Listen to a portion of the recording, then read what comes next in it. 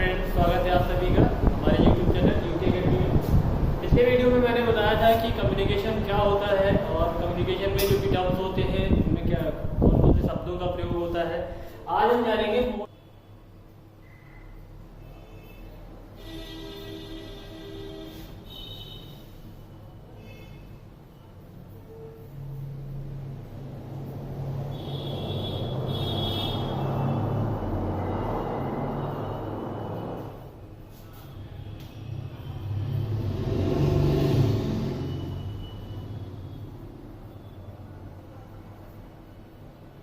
यहाँ तीन प्रकार होते हैं। पहला होता है आपका सर्किट स्विचिंग,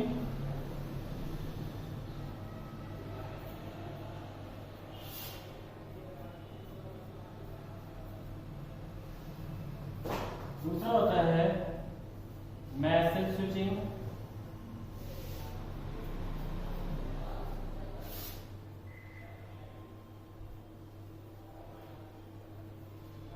और तीसरा होता है पैकेट स्विचिंग।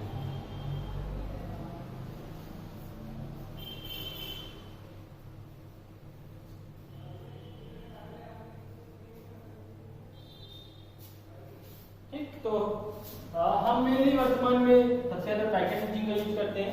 सर्किट स्विचिंग जो पुराने टेलीफोन सिस्टम होते थे उनमें यूज किया जाता था।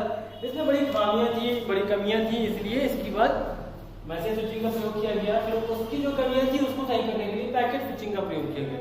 तो ये होता क्या है, ये जो मार्ग जो हमारा होता है जब भी हम कम्युनिकेट करना चाहते हैं, यानी किसी डिवाइस से एक डिवाइस से दूसरी डिवाइस में इंफॉर्मेशन का आदान प्रदान करना चाहते हैं, तो हम लोग कम्युनिकेशन के लिए किसी न किसी प्रकार का मार्ग बनाएंगे। मार्ग मतलब जैसे आपको ही अपने घर से किसी और जगह जाना है तो आप उसके लिए क्या करते हैं, मार्ग चुनते हैं और मार्ग में चलने के लिए साधन चुनते हैं कि किससे हम जाएंगे या किस प्रकार के साधन से हम समय से पहुंच जाएंगे या हमको कम खर्च आएगा। तो ठीक उसी प्रकार से यहाँ पर क्या है, कई प्रकार के मार्ग होते हैं, कई प्रकार के तरीकों से मार्गों को बनाया जाता है।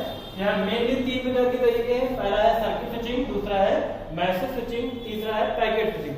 तो सर्किट स्विचिंग को देखते हैं सबसे पहले क्या होता है, जो पुराने हमारे पास टेलीफोन नंबर सिस्टम होते थे, यानी कि जो बेसिक टेलीफोन की बात करते हैं, तो उसका क्या होता है, नेटवर्क का एक जाल बना होता था। मतलब जितने लोगों के घर में कनेक्शन होता था नेटवर्क का या टेलीफोन का, केवल वही लोग आपस में कम्युनिकेट कर पाते थे। तो होता क्या था, एक बहुत बड़ा जाल टेलीफोन सिस्टम का बना होता था। लेकिन अंतर क्या है उसमें कि जाल बना तो रहता था, तो क्या 24 घंटे क्या हम उन टेलीफोन में जो जाल बना हुआ है, क्या हम उन लाइनों का प्रयोग करते थे? नहीं करते थे। हम कब, जब भी हमको कभी किसी एक व्यक्ति से दूसरे व्यक्ति तक बात करनी होती थी, तब हम सबसे पहले उस पर नंबर डायल करते थे। तो वो नंबर जब डायल होता था तो सबसे पहले कहाँ जाता था, मान लीजिए ये सेंटर है, ये टेलीफोन एक्सचेंज तक जाता था।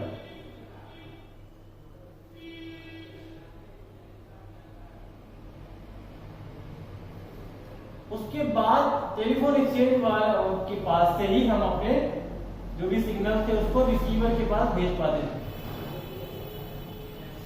ठीक, अब यहाँ पर वायर तो बहुत सारी पड़ी होती थी, लेकिन जब हमें कॉल करनी होती थी तभी हमारा सर्किट स्थापित होता था। मतलब कि पहले से पड़े हुए नेटवर्क के बहुत बड़े जाल में जब कोई एक कंप्यूटर किसी दूसरे कंप्यूटर से या कोई एक सेंटर किसी रिसीवर से या कोई एक व्यक्ति किसी दूसरे व्यक्ति से कम्युनिकेट करना चाहता है, तो उस समय कम्युनिकेशन के लिए जब हम कोई सर्किट स्थापित करते हैं, केवल उसी समय सर्किट बना तो पहले से ही रहता है। मतलब ऐसा नहीं है कि भाई आपने कनेक्शन लिया, आप बात नहीं कर रहे तो टेलीफोन लाइन काम नहीं करेगी। मतलब टेलीफोन लाइन आपके घर से एक्सचेंज तक लगी ही रहेगी। आप बात करेंगे तो यहाँ पर यूज होगा और बात नहीं करेंगे तो यूज नहीं होगा। मतलब सर्किट तो आपका बना हुआ है लेकिन कम्युनिकेशन नहीं होता है 24 घंटे। तो क्या है कि आप कम्युनिकेशन कुछ ही समय करते हैं और बाकी टाइम पे वो लाइन बेकार पड़ी रहती है। तो इसमें क्या है, जो भी हमारा चैनल है कम्युनिकेशन का, उसका कोई उपयोग ज्यादा नहीं रह जाता है। आपने अपने घर में टेलीफोन कनेक्शन लगवा रखा है और उसका यूज नहीं करते। सेम वही चीज होती है यहाँ पर कि जो सर्किट हमारा स्थापित होता है बात करने के लिए, वो तब होता है जब हम किसी व्यक्ति से बात करने के लिए नंबर्स को डायल करते हैं या कोई अन्य व्यक्ति हमसे बात करने के लिए नंबर्स को डायल करता है। उसके अतिरिक्त वो टेलीफोन लाइन बेकार यूजलेस पड़ी जाती है। दूसरी एक समस्या इसमें ये भी थी कि जैसे पहले जमाने में हमारे टेलीफोन लाइन से इनपुट क्या मिलता था, इंटरनेट कनेक्शन मिलता था, इंटरनेट। अब इंटरनेट कनेक्शन मिलता था तो पहले क्या एक ही माध्यम में दो तरह की सुविधाएं एक साथ नहीं आ सकती थी। मतलब यदि आप बात कर रहे होते थे, यदि आप कभी किसी से कॉल पर होते थे, उस समय आपकी इंटरनेट की सेवाएं रुक जाती थी, ठीक। या आप यदि इंटरनेट की सेवा यूज कर रहे होते तो उस समय आपकी कॉलिंग की सेवाएं रुक जाती थी। मतलब ये जो माध्यम है इस पर एक समय में एक ही प्रकार की सर्विस का प्रयोग किया जा सकता था। तो सर्किट स्विचिंग में क्या होता था कि जब भी पहले से बने हुए किसी टेलीफोन नेटवर्क पर कोई एक व्यक्ति दूसरे व्यक्ति से बात करना चाहता है, तब उस समय कम्युनिकेट करने के लिए एक सर्किट की स्थापना की जाती है।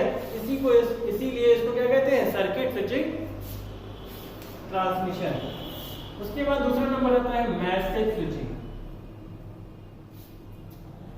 अब मैसेज स्विचिंग में क्या होता है, मैसेज स्विचिंग में कुछ नहीं, थोड़ा सा अंतर ये कर दिया गया, जैसे आप लोग ईमेल यूज करते हैं, क्या यूज करते हैं, ईमेल के द्वारा मैसेज स्विचिंग को समझाना बहुत आसान है। बाकी ईमेल में भी पैकेट स्विचिंग ही यूज होती है, लेकिन इसका प्रोसेस थोड़ा सेम वही है जैसे आप डाकखाने में यूज करते हैं। होता क्या है कि यहाँ से आपने मैसेज भेजा तो वो आपके जीमेल सर्वर पर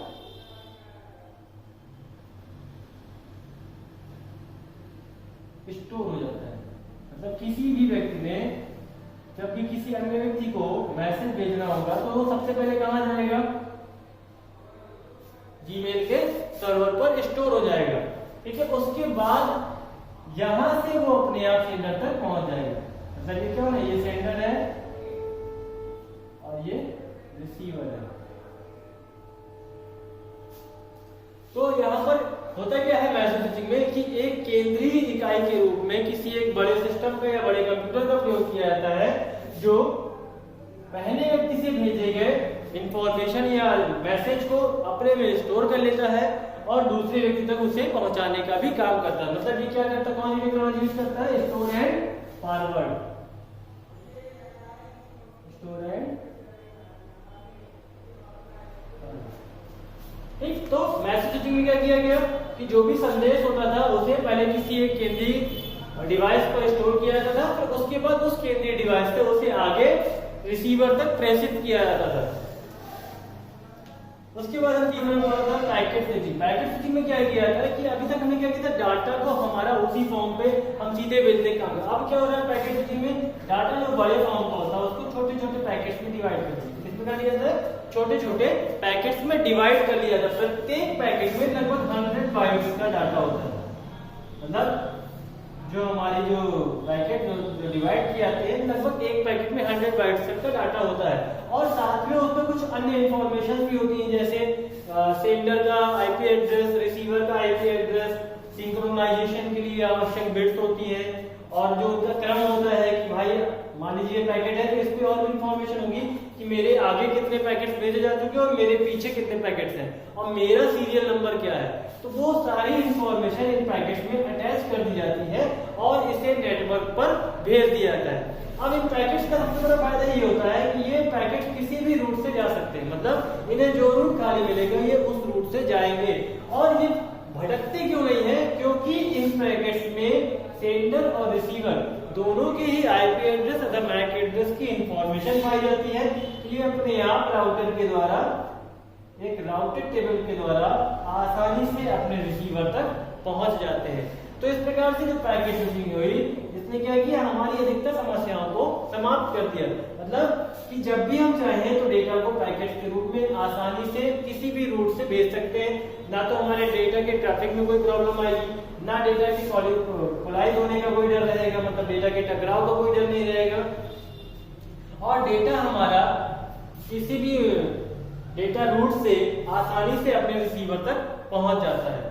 तो वर्तमान में जो हम लोग यूज करते हैं वो कौन सा है, पैकेट स्विचिंग यूज करते हैं। जितने भी हम लोग इंटरनेट पे कोई भी डाटा भेजते हैं या व्हाट्सएप वगैरह में कोई भी डाटा देते हैं तो डेटा किस फॉर्म में जाता है, पैकेट के फॉर्म में जाता है।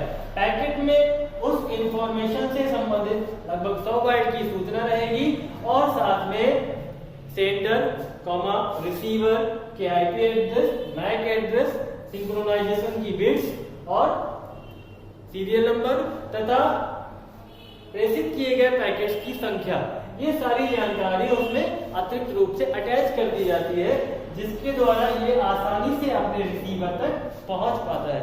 ठीक है, तो आज हम इतना ही पढ़ेंगे। फिर से एक बार रिकॉल कर लेते हैं। सर्किट स्विचिंग में क्या होता है?